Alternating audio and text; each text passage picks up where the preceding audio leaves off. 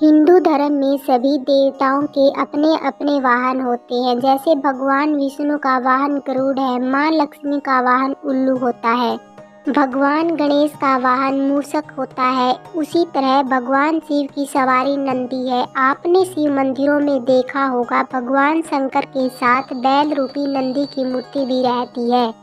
पंडित जी बताते हैं कि शिव भगवान के साथ नंदी की पूजा करना भी जरूरी होता है। भगवान शंकर नंदी के माध्यम से ही भक्तों की पुकार सुनते हैं। लेकिन क्या आप जानते हैं नंदी कैसे भगवान शिव की सवारी बने? तो आइए जानते हैं शिव और नंदी की ये पौराणिक कथा।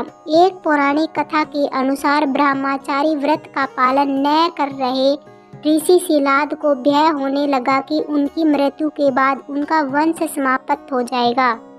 इस भय के चलते उन्होंने पुत्र प्राप्ति के लिए कठोर तपस्या शुरू की। तपस्या से प्रसन्न होकर भगवान शिव ने शिलाद ऋषि को दर्शन दिए और वर मांगने को कहा। तब शिलाद ऋषि ने शिव से कहा कि उसे ऐसा पुत्र चाहिए जिसे मृत्यु ना छू सके और उस पर आपकी कृपा बनी रहे। भगवान शिव ने उसे आशीर्वाद देते हुए कहा कि उसे ऐसे ही पुत्र की प्राप्ति होगी।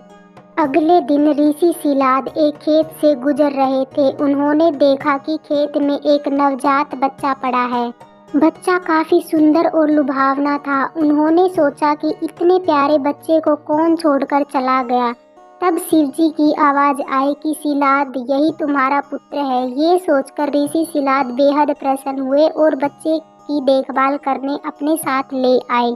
ऋषि ने उस बच्चे का नाम नंदी रखा। एक बार ऋषि शिलाद के घर पर दो सन्यासी पहुँचे। उनका खूब आदर सत्कार हुआ। इससे प्रसन्न होकर सन्यासियों ने ऋषि शिलाद को दीर्घ आयु का आशीर्वाद दे दिया, लेकिन नंदी के लिए एक शब्द भी नहीं बोला। ऋषि शिलाद ने सन्यासियों से इसका कारण पूछा।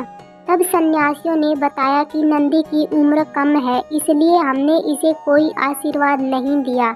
यह बात नंदी ने सुन ली और ऋषि शिलाद से कहा कि मेरा जन्म भगवान शिव की कृपा से हुआ है और वो ही मेरी रक्षा करेंगे। इसके बाद नंदी भगवान शिव की स्तुति करने लगे और कठोर तप किया। इससे प्रसन्न होकर भगवान शिव प्रकट हुए और नंदी को अपना प्रिय वाहन बना लिया। इसके बाद से भगवान शिव के साथ नंदी की भी पूजा की जाने लगी।